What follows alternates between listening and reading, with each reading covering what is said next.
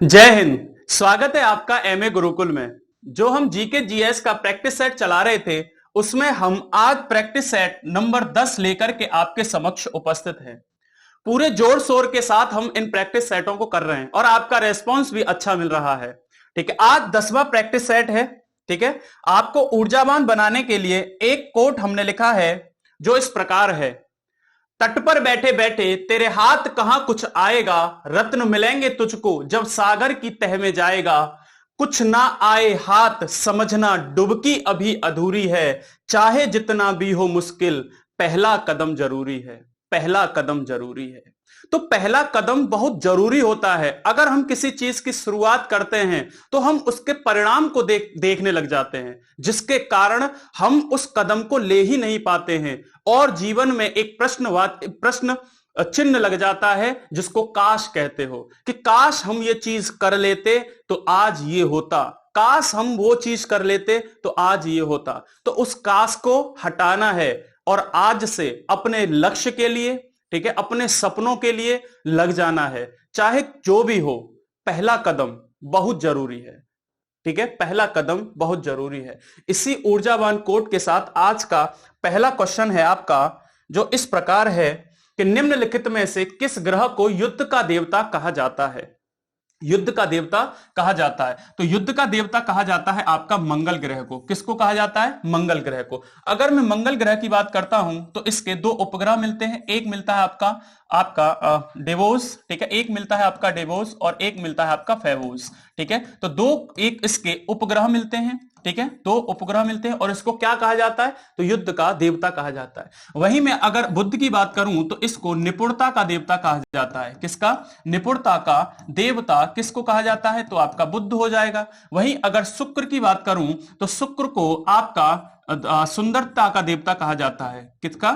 सुंदरता का देवता। ठीक है, सुंदरता का देवता आपका शुक्र को कहा जाता है। वहीं अगर मैं देवताओं का ग्रह की बात करूंगा वो आपका बृहस्पति हो जाएगा। देवताओं का ग्रह, तो देवताओं का ग्रह किसको कहा जाता है आपका? तो बृहस्पति की। अगर मैं शनि की बात करता हूं तो शनि को आपका कृषि का देवता माना जाता है। किसका? तो कृषि का देवता आपको शनि को माना जाता है। इतनी बातें इस क्वेश्चन में। अगर मैं सूर्य से ग्रहों की बात करूं दूरी पर तो सबसे पहले आपको मिलेगा बुध, सबसे पहले मिलेगा आपको बुध, दूसरे नंबर पर आपको शुक्र मिलता है, तीसरे नंबर पर आपको पृथ्वी मिलती है। ठीक है, चौथे नंबर पर आपको मंगल मिलता है। क्या मिलता है? मंगल मिलता है। फिर उसके बाद आपको मिलता है बृहस्पति। क्या मिलता है? बृहस्पति। फिर उसके बाद आपको मिलता है शनि। ठीक है, और फिर उसके बाद अरुण और वरुण। ठीक है, मैं अगर बुध, शुक्र, पृथ्वी और मंगल की बात करता हूं तो इन ग्रहों को आंतरिक ग्रह के नाम से जाना जाता है। क्या ग्रह कहते हो इनको? आंतरिक ग्रह के नाम से जाना जाता है। और मैं अगर बृहस्पति, शनि, अरुण, वरुण की बात करता हूं तो इनको वाह्य ग्रह के नाम से जाना जाता है। वाह्य ग्रह के नाम से इनको जाना जाता है। इतनी बातें क्वेश्चन में आप याद रखेंगे। ठीक है, और मैं आशा करूंगा कि आप पेन और कॉपी लेकर के बैठे होंगे। आप साथ के साथ इन क्वेश्चंस को नोट डाउन करते जाएंगे। ठीक है, तो पहला क्वेश्चन आपका इस प्रकार था। नेक्स्ट क्वेश्चन है आपका कि निम्न में से कौन सी बड़ी प्लेट का किनारा है, यानी कि कौन सी बड़ी प्लेट का किनारा है। ठीक है, अगर मैं प्लेटों की बात करता हूं तो जो आपका प्लेट विवर्तनिक सिद्धांत था, प्लेट विवर्तनिक सिद्धांत वो आपका किसने दिया था? प्लेट विवर्तनिक सिद्धांत ये आपका WJ मॉर्गन ने दिया था। किसने दिया था? तो WJ मॉर्गन ने 1967 में यह सिद्धांत दिया था। कब दिया था? 1967 में। ठीक है, इस सिद्धांत के अंतर्गत यह बताया गया था कि जो हमारी पृथ्वी का स्थल खंड है, जो हमारी पृथ्वी का स्थल मंडल है, जो ऊपर का भाग है, वो तमाम प्लेटों में विभाजित है, जिसमें 7 तो बड़ी प्लेटें हैं, जिसमें 7 बड़ी प्लेटें हैं और इसने बताया कि 20 छोटी प्लेटें हैं। कितनी? 20 छोटी प्लेटों में आपका स्थल मंडल विभाजित है। ठीक है, और ये जो 7 बड़ी प्लेटें हैं, ठीक है, ये जो बड़ी प्लेटें हैं इनके किनारों पर आपको देखने को मिलती है तमाम तरह की स्थलाकृतियां। ठीक है, अगर मैं रचनात्मक प्लेट किनारे की बात करता हूं तो ये किनारा वो होता है जहां दो प्लेटें एक दूसरे से दूर जाती हैं। ठीक है, जहां रचनात्मक प्लेट किनारे की बात करता हूं तो ये होता है आपका जहां दो प्लेटें एक दूसरे से दूर जाती हैं। ठीक है, तो दूर जाने के क्रम में जो नया भाग बनता है, यहीं पर निर्माण होता है आपके कटकों का, यहीं पर निर्माण बनता है आपके कटकों का। ठीक है, तो कटकों का निर्माण कहां पर होता है? आपके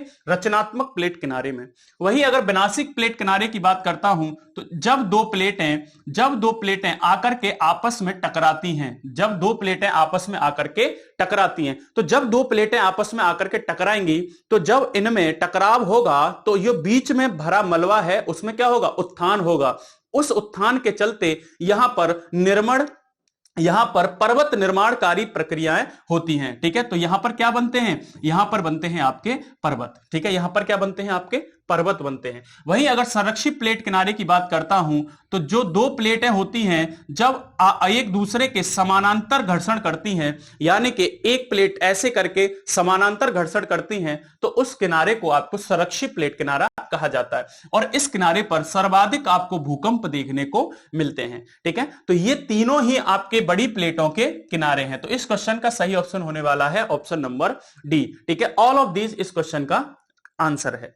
अगला क्वेश्चन है आपका, नेक्स्ट क्वेश्चन है, अगला क्वेश्चन है कि निम्न में से अत्यंत सूक्ष्म जीव जो कार्बन पदार्थों का पाचन करके उसका पुनर्चक्रण करते हैं वे कहलाते हैं। ठीक है, वे क्या कहलाते हैं? तो इस क्वेश्चन का सही ऑप्शन होने वाला है अपघटक, यानी कि डीकंपोजर, वो आपके कहलाते हैं। ठीक है, जो भी चीजें मतलब आप मृत्यु के बाद जो सड़ गल जाती हैं, तो सड़े गले को बिल्कुल मतलब कह सकते हो साफ कर देती हैं, तो साफ करने वाले अपघटक होते हैं, जिसमें सूक्ष्म जीव आपके शामिल होते हैं, और इनको पृथ्वी का सफाई कर्मी भी कहा जाता है। ठीक है, वहीं अगर शाकाहारी की बात करता हूं, अगर मैं पोषक स्तर की बात करता हूं, तो पोषक स्तर में जो आपके सबसे पहले स्तर पर आते हैं वो आपके आते हैं उत्पादक। कौन आते हैं? उत्पादक। तो उत्पादक वे होते हैं जो अपना भोजन खुद बना सके। ठीक है, अपना भोजन खुद बना सके।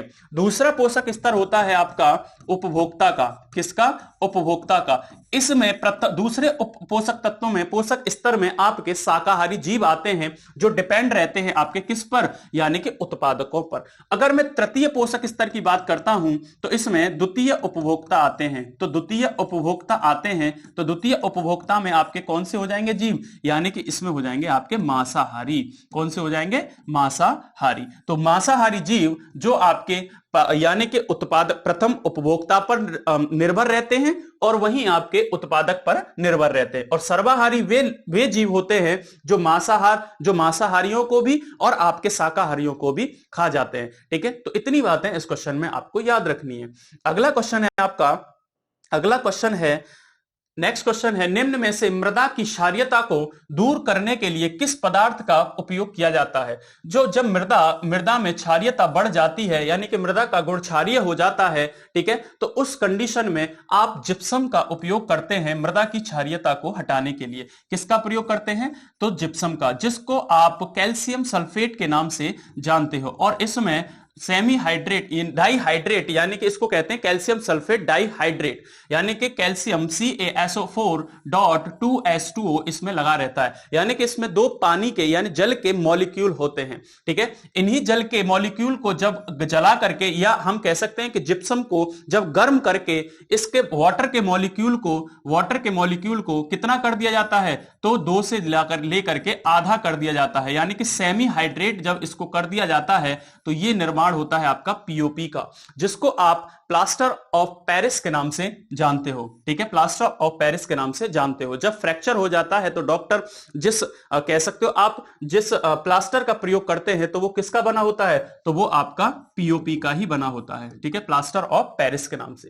ठीक है, अगर मैं कैल्शियम ऑक्साइड की बात करूं तो कैल्शियम ऑक्साइड होता है CaO। कैल्शियम ऑक्साइड मृदा की अम्लीयता को हटाने के लिए काम आता है। मृदा की जब अम्लीयता हटाई जाती है तो आप किसका प्रयोग करते हो? तो कैल्शियम ऑक्साइड का प्रयोग करते हैं। वहीं आप जानते हो सोडियम कार्बोनेट को, यानी कि Na2CO3 को क्या कहते हो आप? इसको कहा जाता है आपका धावन सोडा। क्या कहा जाता है? तो धावन सोडा। किसको कहते हो आप? धावन सोडा कहते हैं आप सोडियम कार्बोनेट को। वहीं आपका खाने का सोडा हो जाता है सोडियम बाइकार्बोनेट। इतनी बातें इस क्वेश्चन में आपको याद रखनी है। अगला क्वेश्चन है आपका, नेक्स्ट क्वेश्चन है आपका, सामान्य फसलें उगाने के लिए उर्वर भूमि का पीएच मान कितना होना चाहिए, जो उर्वर भूमि का पीएच मान कितना होना चाहिए। आपको बता दें कि हल्का सा आपका अम्लीय होना चाहिए, यानी कि 6 से 7 के बीच में होना चाहिए। 6 से 7 के बीच में अगर पीएच वैल्यू है किसी भी मिट्टी की तो उसको अच्छा उर्वर माना जाता है। इस क्वेश्चन का सही ऑप्शन था आपका 6। अगर मैं अम्लीयता हटाने की बात करता हूं तो आप कैल्शियम ऑक्साइड का प्रयोग करते हो, ठीक है। वहीं मैं मृदा की अगर क्षारीयता को हटाने की बात करता हूं तो आप मिट्टी में जिप्सम का प्रयोग करते हैं। इतनी बातें इस क्वेश्चन में याद रखिएगा। अगला क्वेश्चन है आपका, अगला क्वेश्चन है निम्न में से रक्त का थक्का बनाने में फाइब्रिन के धागों के साथ कौन मदद करता है, ठीक है। तो फाइब्रिन के जो धागे बनते हैं वो कैसे बनते हैं, इनके साथ कौन मदद करता है, ठीक है।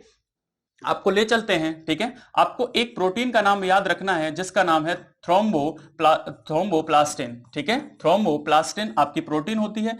इसके साथ में आपकी एक प्रोथ्रोम्बिन प्रोटीन मिलती है, प्रोथ्रोम्बिन प्रोटीन मिलती है, और इस प्रोथ्रोम्बिन प्रोटीन के साथ में आपका कैल्शियम और मिल जाता है। क्या मिल जाता है, तो कैल्शियम मिल जाता है। जब ये तीनों मिल जाते हैं तो इनसे निर्माण होता है आपका थ्रोम्बिन के धागों का। किसका, तो थ्रोम्बिन के धागों का। तो थ्रोम्बिन धागों का निर्माण कैसे होता है, तो थ्रोम्बिन धागे बनते हैं थ्रोम्बोप्लास्टिन प्रोटीन आपका प्रोथ्रोम्बिन के साथ मिलकर के, कैल्शियम के साथ मिलकर के थ्रोम्बिन के धागे बनाती है, ठीक है। यही थ्रोम्बिन के धागे आगे जाकर के फाइब्रोनोजिन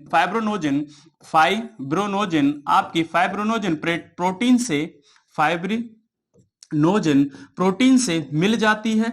ये फाइब्रोनोजिन प्रोटीन से मिल जाने के बाद आपका फाइब्रिन के धागे बनाती है। तो क्या बनाती है, तो फाइब्रिन के धागे बनाती है, ठीक है। यही फाइब्रिन के धागे आपका थ्रोम्बोप्लास्ट के साथ मिलकर के थ्रोम्बोसाइट के साथ मिलकर के जिसको आप प्लेटलेट्स के नाम से जानते हो। थ्रोम्बोसाइट को क्या कहते हैं, तो आप प्लेटलेट्स के नाम से जानते हो, ठीक है। तो इसके साथ मिलकर के, और इसके साथ कौन मदद करता है इसकी, तो विटामिन के मदद करता है। और ये सब मिलकर के, ये तीनों मिलकर के क्या जमा देते हैं, तो रक्त का थक्का बना देते हैं, ठीक है।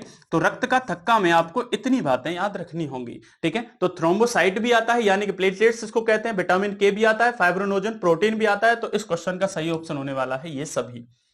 थ्रोम्बोप्लास्टिन आपका प्रोटीन प्रोथ्रोम्बिन और कैल्शियम के साथ मिलकर के थ्रोम्बिन के धागे बनाता है। ये थ्रोम्बिन के धागे आगे जाकर के फाइब्रोनोजिन प्रोटीन के साथ मिलकर के, और ये कहां से बनती है, तो ये पाई जाती है आपकी प्लाज्मा में, ठीक है। तो प्लाज्मा में फाइब्रोनोजिन प्रोटीन बनती है। ये थ्रोम्बिन के धागे के साथ मिलकर के फाइब्रिन के धागे बनाती है, और यही फाइब्रिन के धागे थ्रोम्बोसाइट के साथ मिलकर के और विटामिन के साथ मिलकर के रक्त का थक्का जमाते हैं।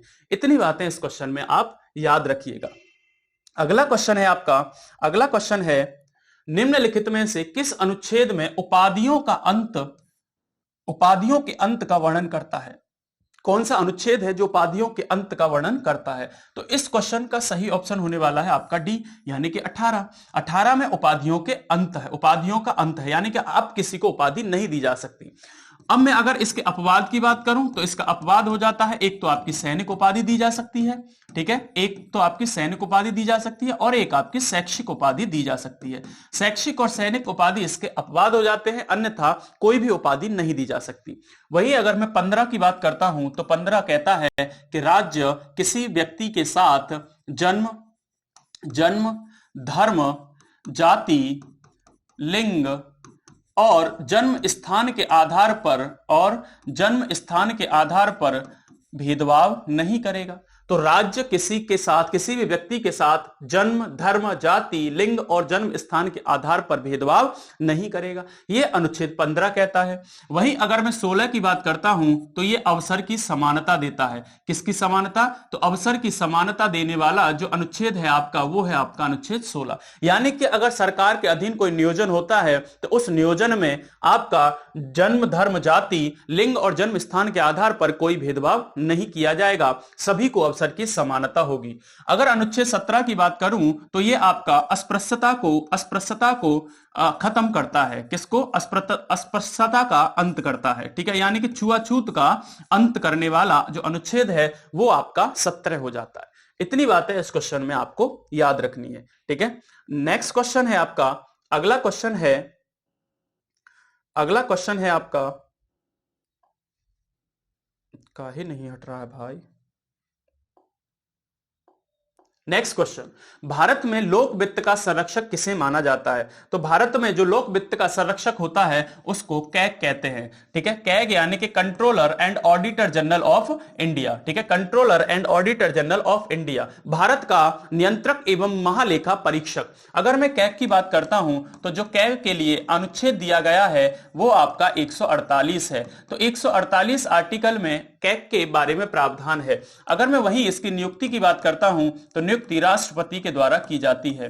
नियुक्ति किसके द्वारा की जाती है? तो राष्ट्रपति के द्वारा की जाती है। वहीं इसकी योग्यता की बात करता हूं तो इसकी योग्यताओं के बारे में संविधान में वर्णन नहीं था। योग्यताओं के लिए कैग अधिनियम, कैग एक्ट 1971 आपका लाया गया और कह दिया गया कि जो 10 वर्ष तक या तो लोक सेवक रहा हो या लोक वित्त के क्षेत्र में अच्छा उसको अनुभव रहा हो, उसको राष्ट्रपति जी कैग बना सकते हैं। ठीक है, तो ये योग्यताएं कहां पर हैं? कैग अधिनियम, कैग एक्ट 1971 में उसकी योग्यताओं के बारे में वर्णन है। अगर मैं इसके कार्यकाल की बात करूं तो कार्यकाल हो जाता है आपका 6 वर्ष या 65 वर्ष, जो पहले हो, या तो 6 वर्ष पूरे हो जाए पहले या फिर उसकी उम्र 65 वर्ष हो जाए। तो दोनों ही कंडीशन में क्या हो जाएगा? दोनों ही कंडीशन में उसका कार्यकाल पूरा हुआ माना जाएगा। अगर मैं वर्तमान कैग की बात करता हूं तो गिरीश चंद्र मुर्मू आपके वर्तमान में क्या हैं? तो गिरीश चंद्र मुर्मू आपके वर्तमान में कैग हैं। ठीक है, वर्तमान में कैग है। तो इतनी बातें थी आपके कैग के बारे में। ठीक है, महान्यावादी की बात करता हूं तो महान्यावादी के लिए एक आर्टिकल दिया गया है जिसका नाम है आर्टिकल 76। आर्टिकल 76 महान्यावादी के बारे में प्रावधान करता है और यह भारत का पहला विधि अधिकारी है। पहला विधि अधिकारी कौन हो जाता है? आपका महान्यावादी। अगर मैं वर्तमान में महान्यावादी की बात करूंगा तो कौन हो जाएंगे? Are Venkat Ramani. Are Venkat रमणी आपके वर्तमान में कौन है? तो महान्यावादी हैं। ठीक है, वहीं राष्ट्रपति के लिए अगर मैं अनुच्छेद की बात करूंगा तो अनुच्छेद 52 में राष्ट्रपति के पद के बारे में प्रावधान है और द्रौपदी मुर्मू जी भारत की वर्तमान में क्या हैं? राष्ट्रपति हैं। वहीं अगर मैं प्रधानमंत्री के बारे में बात करूंगा तो अनुच्छेद 74 में प्रधानमंत्री पद के बारे में प्रावधान करा गया है और प्रधानमंत्री वर्तमान में नरेंद्र मोदी भारत के प्रधानमंत्री हैं। इतनी बातें इस क्वेश्चन में आप याद रखिएगा। अगला क्वेश्चन है आपका, नेक्स्ट क्वेश्चन है, निम्नलिखित में से सल्तनत काल में गुप्तचर विभाग के प्रधान को क्या कहा जाता था? तो जो सल्तनत काल था यानी कि दिल्ली सल्तनत थी, उस काल में गुप्तचर विभाग के प्रधान को क्या कहा जाता था? तो इस क्वेश्चन का सही ऑप्शन होने वाला है आपका बरीद ए मुमालिक। बरीद ए मुमालिक जो होता था उस गुप्तचर विभाग का प्रधान होता था। ठीक है, वहीं काजी उल कजात की बात करूं तो ये आपका न्याय देने वाला व्यक्ति होता था, यानी कि न्याय प्रधान होता था, ऐसे समझ सकते हो आप, न्याय प्रधान होता था। वहीं दीवाने रिसालत की बात करूं तो ये आपका विदेश वार्ता करने वाला व्यक्ति होता था। ठीक है, जो विदेश वार्ता करता था। ठीक है, विदेशी संबंधों को स्थापित करने वाले व्यक्ति को या उसके प्रधान को आप दीवाने रिसालत के नाम से जानते थे। ठीक है, आरजे मुमालिक की बात करूं तो ये सैन्य विभाग का प्रधान होता था। ये कौन होता था? तो आपका सैन्य विभाग का प्रधान होता था, आपका सैन्य विभाग का प्रधान। ठीक है, तो कौन होता था? तो इसका नाम था आरजे मुमालिक। ठीक है, आरजे मुमालिक। बरीद ए मुमालिक आपका गुप्तचर विभाग का प्रधान होता था। काजी उल कजात आपका न्याय जो देने वाला होता था उसका प्रधान होता था। दीवाने रसालत जो होता था वो विदेश वार्ता करने वाला उसका प्रधान होता था। आरजे मुमालिक आपका सैन्य विभाग का प्रधान होता था और ये सभी प्रचलित थे आपके कहां पर? तो ये सल्तनत काल या जिसको आप दिल्ली सल्तनत के नाम से जानते हो। ठीक है, तो अब तक आपने अगर वीडियो को लाइक नहीं किया है तो इस क्लास को लाइक कर दीजिएगा और ज्यादा से ज्यादा शेयर कीजिएगा। ठीक है, और चैनल को सब्सक्राइब नहीं किया है तो वो भी कर लीजिएगा। ठीक है, नेक्स्ट क्वेश्चन है आपका, अगला क्वेश्चन है आपका, अगला क्वेश्चन है, ठीक है, अगला क्वेश्चन आपको देखने को मिलेगा, ये रहा। ठीक है, भारत में स्थानीय सुशासन का जनक किसको माना जाता है? तो भारत में स्थानीय सुशासन का जनक आपका कौन है? आपका रिपन। ठीक है, रिपन भारत में स्थानीय सुशासन का जनक माना जाता है। अगर वहीं बेलेजली की बात करूं तो बेलेजली ने क्या करा था? सहायक संधि को लाने वाला ये व्यक्ति था। ठीक है, सहायक संधि को लाने वाला व्यक्ति कौन था? तो बेलेजली था। वहीं डलहौजी की बात करूं तो इसने व्यापकता का सिद्धांत दिया था। व्यापकता का सिद्धांत या हड़प नीति को लाने वाला कौन था? तो आपका डलहौजी था। वहीं कॉर्नवालिस की बात करूं तो सिविल सेवा का जनक भारत में कौन माना जाता है? तो सिविल सेवा का जनक आपका कॉर्नवालिस हो जाएगा। ठीक है, रिपन के बारे में एक बात और बता दूं आपको कि 1882 में एक इल्बर्ट बिल विवाद हुआ था। क्या हुआ था? इलवर्ट बिल विवाद, ठीक है। इलवर्ट बिल विवाद किसके टाइम पे हुआ था? तो इलवर्ट बिल विवाद हुआ था आपका रिपन के टाइम पे। तो रिपन के टाइम पे इलवर्ट बिल विवाद हुआ था और इसी के चलते रिपन ने गवर्नर जनरल पद से इस्तीफा दे दिया था, ठीक है। इतनी बातें थी इस क्वेश्चन में। अगला क्वेश्चन है आपका, नेक्स्ट क्वेश्चन है, निम्नलिखित में से कब कैबिनेट मिशन भारत आया? तो कैबिनेट मिशन कब भारत आया था आपको बताना है। तो कब आया था? तो इस क्वेश्चन का सही ऑप्शन होने वाला है ऑप्शन नंबर सी, यानी कि 1946 में। 1946 में कैबिनेट मिशन भारत आता है और इसी की अनुशंसा पर भारत में संविधान सभा, जो संविधान का गठन करने के लिए बनाई गई थी, इसी की अनुशंसा पर बनाई गई। वहीं अगर मैं 1942 की बात करूं तो भारत छोड़ो आंदोलन कब होता है? तो भारत छोड़ो आंदोलन आपका 1942 में होता है, ठीक है। भारत छोड़ो आंदोलन आपका 1942 में होता है और 1942 में ही आपका एक मिशन आता है जिसको कहते हो आप क्रिप्स मिशन। तो क्रिप्स मिशन भारत में कब आया था? 1942 में। भारत छोड़ो आंदोलन कब हुआ था? 1942 में। वहीं अगर 1945 की बात करूं तो बेबेल योजना कब आई थी? तो बेबेल योजना आपकी 1945 में आई थी। और एक आपका शिमला, जो आपका कह सकते हो समझौता था, या शिमला समझौता था, जो असफल समझौता था, वो कब हुआ था? आपका 1945 में। वहीं अगर 1946 की बात करता हूं तो इस समय कैबिनेट मिशन आ रहा है भारत में और इसी समय नौ सैनिक विद्रोह भी हो रहा है। कौन हो रहा है? तो 1946 में बंबई में नौ सैनिक विद्रोह भी कब हुआ था? आपका ये भी हुआ था 1946 में, ठीक है। वहीं 1947 की बात करूं तो 1947 में आपको पता है क्लीमेंट एटली की योजना आई थी। क्लीमेंट एटली की योजना आई थी। क्लीमेंट एटली योजना कब आती है? 1947 में। और भारत को जो आजादी मिलती है, ठीक है, भारत की आजादी कब मिलती है आपको पता है? 1947 में।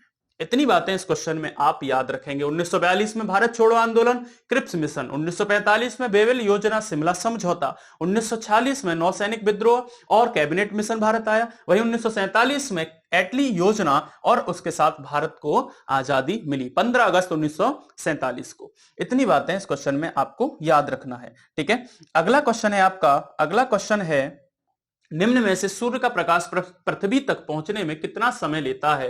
तो इस क्वेश्चन का सही ऑप्शन होने वाला है option number A, 8 minute 20 second में आपका जो पृथ्वी पर प्रकाश सूर्य का पहुंच जाता है, ठीक है। बहुत ही सरल सा क्वेश्चन। नेक्स्ट क्वेश्चन है आपका, अगला क्वेश्चन है कि निम्नलिखित में से आर्गन का एटॉमिक नंबर क्या है? जो आर्गन आपकी एक अक्रिय गैस है, क्या है? एक अक्रिय गैस है, ठीक है, अक्रिय गैस है, या इसको कह सकते हो आप नोबल गैस है। इसका एटॉमिक नंबर क्या है? ठीक है, इसका एटॉमिक नंबर है आपका 18, ठीक है। इसका एटॉमिक नंबर कितना है? 18। अगर मैं वहीं 20 की बात करूं तो 20 जो एटॉमिक नंबर है आपका, वो किसका है? आपका कैल्शियम का, ठीक है। कैल्शियम का एटॉमिक नंबर कितना होता है? आपका 20 होता है। वहीं अगर 26 की बात करूं तो फेरस का एटॉमिक नंबर, या जिसको आप लोहा के नाम से जानते हो, तो उसका एटॉमिक नंबर आपका 26 होता है। वहीं अगर 11 की बात करूं तो आपका सोडियम जो है, सोडियम, ठीक है, इसका एटॉमिक नंबर कितना है? तो इसका हो जाएगा 11। इतनी बातें इस क्वेश्चन में आप याद रखिएगा, ठीक है। अगला क्वेश्चन है आपका, नेक्स्ट क्वेश्चन है कि निम्नलिखित में से कौन सा देश बंगाल की खाड़ी से नहीं लगा हुआ है?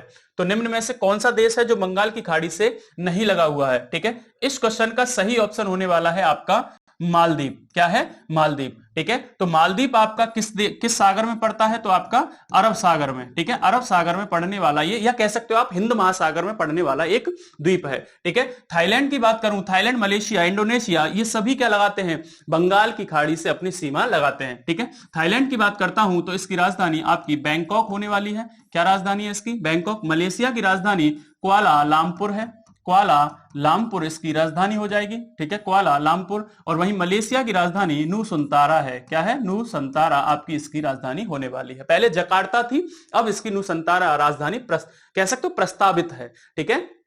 इतनी बातें इस क्वेश्चन में आपको याद रखनी है, ठीक है। अगला क्वेश्चन है आपका, नेक्स्ट क्वेश्चन है निम्न में से कौन स्थापना सुमेलित नहीं है? तो किसकी स्थापना सुमेलित नहीं है? तो आपको बताना है कि भारतीय स्टेट बैंक की स्थापना 1955 में हुई थी। भारतीय रिजर्व बैंक की स्थापना 1949 में नहीं, ठीक है, कब हुई थी? 1935 में हुई थी। ठीक है, कब हुई थी? 1935 में। तो अब भारतीय आयात निर्यात बैंक 1982 में बना, भारतीय राष्ट्रीय आवास बैंक 1988 में बना। ठीक है, तो इस क्वेश्चन का सही ऑप्शन आपको मिल गया, क्या है? आपकी बी। ठीक है, वहीं अगर आरबीआई की बात करता हूं तो आरबीआई एक्ट कब बना था? आरबीआई एक्ट 1934 में बनता है, जिसके चलते 1935 में इसकी स्थापना की जाती है। तो किस कमीशन की सिफारिश पर? जिसका नाम था यंग हिल्टन कमीशन की सिफारिश पर क्या बना था? आपका आरबीआई एक्ट बना था। इतनी बातें इस क्वेश्चन में आपको याद रखनी है। ठीक है, तो 1949 में क्या हुआ था? 1949 में आपका आरबीआई का राष्ट्रीयकरण हुआ था। ठीक है, 1949 में आरबीआई का राष्ट्रीयकरण किया गया था। ये था इसका आंसर। अगला क्वेश्चन है आपका, नेक्स्ट क्वेश्चन है, निम्न में से कौन सुमेलित नहीं है? ठीक है, फिर से आ गया, कौन सुमेलित नहीं है? इस क्वेश्चन का सही ऑप्शन होने वाला है आपका एशियाटिक समाज, आपका 1784 में बना था। भारतीय पुरातत्व सर्वेक्षण आपका 1851 में बना था। वहीं साहित्य अकादमी आपका 1954 में बना था। मथुरा संग्रहालय आपका 1860 में ना बन करके कब बना था? 1874 में बना था। ठीक है, और 1860 में क्या बना था? आपका आईपीसी, इंडियन पीनल कोड, आपका 1860 में बना था। ठीक है, तो मथुरा संग्रहालय आपका 1874 में बना था। इस क्वेश्चन का डी ऑप्शन सही होने वाला है। अगला क्वेश्चन है आपका, नेक्स्ट क्वेश्चन है, अगला क्वेश्चन है, निम्नलिखित में से कौन सा कक्ष का ऋण जैव मंडल क्षेत्र किस राज्य में है? तो कौन सा है? कक्ष का ऋण जैव मंडल क्षेत्र। ठीक है, इस क्वेश्चन का सही ऑप्शन होने वाला है आपका गुजरात। ठीक है, तो गुजरात में क्या पड़ता है? आपका कक्ष का ऋण जैव मंडल क्षेत्र। अगर आपको पता हो या बता दें आपको कि जैव मंडल जो क्षेत्र होते हैं भारत में वो कितने हैं? तो वो आपके 18 हैं। उत्तराखंड में कौन सा जैव मंडल आरक्षित क्षेत्र है? तो आपका नंदा देवी। कौन सा? नंदा देवी जो जैव मंडल आरक्षित क्षेत्र है वो आपका उत्तराखंड में है। वहीं अगर मेघालय की बात करता हूं तो जो आपका नौकरेक है, नौकरेक आपका जैव मंडल आरक्षित क्षेत्र आपका मेघालय में पड़ता है। ठीक है, वहीं पश्चिम बंगाल में आपका सुंदरवन जो आपका जैव मंडल आरक्षित क्षेत्र है ये पड़ने वाला है। इतनी बातें इस क्वेश्चन में आपको याद रखना है। अगला क्वेश्चन है आपका, अगला क्वेश्चन है, निम्न में से पिसी कल्चर के अंतर्गत किसका अध्ययन किया जाता है? तो पिसी कल्चर किसका अध्ययन करता है भाई? पिसी कल्चर के अंतर्गत आप मत्स्य पालन का अध्ययन करते हैं। पिसी कल्चर में आपका मत्स्य पालन हो जाएगा। वहीं अगर मधुमक्खी बाल पालन की बात करता हूं तो आपका इसके लिए एपीकल्चर हो जाएगा। क्या हो जाएगा? एपीकल्चर हो जाएगा। ठीक है, फूलों के अध्ययन के लिए आपको फ्लोरीकल्चर पकड़ना पड़ेगा, तो फ्लोरीकल्चर इसका सही ऑप्शन आंसर हो जाएगा। वहीं अंगूर की खेती के लिए आपको विटीकल्चर पर जाना पड़ेगा। ठीक है, तो विटीकल्चर अंगूर की खेती होती है, फ्लोरीकल्चर आपका फूलों की खेती होती है, फूलों का अध्ययन होता है। और वहीं मधुमक्खी पालन की बात करूं तो एपीकल्चर के अध्ययनगत अंतर्गत ये किया जाता है, और मत्स्य पालन की बात करूं तो पिसीकल्चर के अंतर्गत ये किया जाता है। ठीक है, इतनी बातें इस क्वेश्चन में आपको याद रखना है। अगला क्वेश्चन है आपका, नेक्स्ट क्वेश्चन है, निम्न में से किस देश की तटीय सीमा सर्वाधिक है?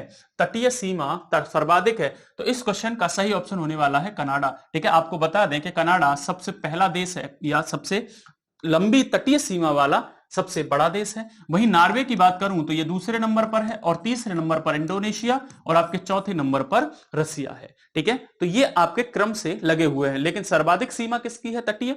तो आपकी कनाडा की। अगर मैं कनाडा की राजधानी की बात करता हूं तो ये आपकी ओटावा हो जाती है। ठीक है, ओटावा हो जाती है। वहीं अगर मैं नॉर्वे की बात करता हूं तो ओस्लो इसकी राजधानी हो जाती है, ओस्लो इसकी राजधानी हो जाती है।